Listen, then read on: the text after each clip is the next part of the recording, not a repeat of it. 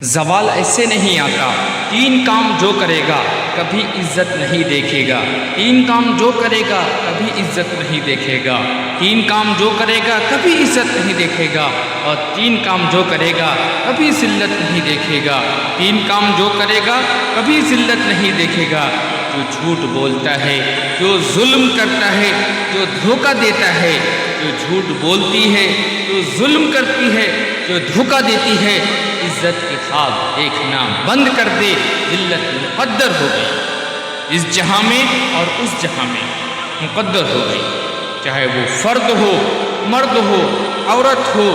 قبیلہ ہو، قوم ہو، کسی مذہب کا ہو، کسی دھرم کا ہو، اگر وہ جھوٹ بولتا ہے، دھوکہ دیتا ہے، ظلم کرتا ہے تو رب ذوالجلال کی قسم کہ ذلت کے سوا کچھ نہ ملے گا۔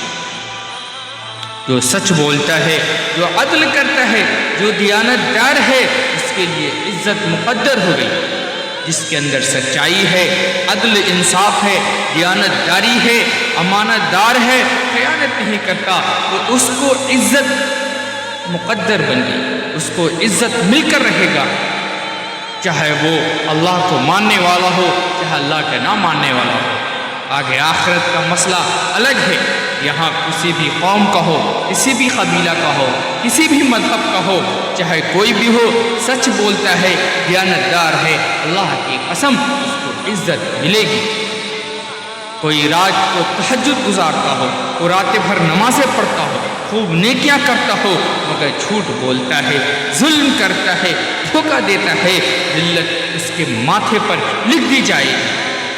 وہ موت کے بعد ذلت کے ساتھ اٹھے گا۔ تو میرے بھائیوں، اللہ کو راضی کیجیے، اللہ کو راضی کیجیے۔